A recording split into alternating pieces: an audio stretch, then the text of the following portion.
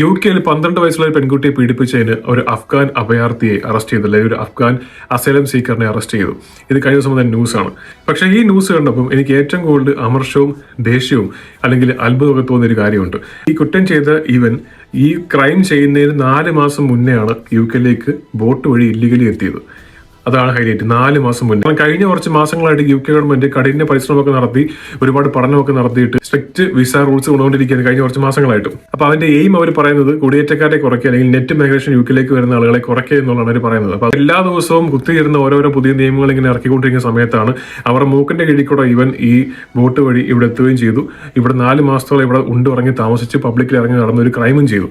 അപ്പൊ ഞാൻ പറഞ്ഞു വന്നത്, ലക്ഷങ്ങൾ എണ്ണിക്കൊടുത്ത് ഇവിടെ വരുന്ന സ്റ്റുഡൻസ്, അതുപോലെ ഒരു കുടുംബത്തിലെ ആൾക്കൊന്നിന് അനുസരിച്ചിട്ട് അവർ പറയുന്ന ഹെൽത്ത് സർചാർജ്, മറ്റേ ചാർജ് എന്ന് പറഞ്ഞ ലക്ഷങ്ങൾ ഫീസൊക്കെ എല്ലാം കൊടുത്ത് ഇവിടെ വന്ന് കഷ്ടപ്പെട്ട് പണിയെടുത്ത് എല്ലാ മാസവും ടാക്സ് മുടങ്ങാതെ അടച്ച് ഇവിടെ ലീഗലി നിൽക്കുന്ന ആളുകൾക്കാണ് ഈ നിയമങ്ങളൊക്കെ ബാധിക്കുന്നത്. അപ്പൊ നിനക്കൊക്കെ ജോലി വേണമെങ്കിൽ ഈ കൊമ്പത്തെ സാലറി ത്രെഷോൾഡ് മീറ്റ് ചെയ്യണം, അല്ലെങ്കിൽ ഈ പറഞ്ഞ ഇന്ത്യൻ ജോലികൾക്ക് വിസ കൊടുക്കത്തുള്ളൂ, അല്ലാത്തവരൊക്കെ നാട്ടിലേക്ക് തിരിച്ചു വെക്കും എന്നൊക്കെയുള്ള മൈൻഡാണ്.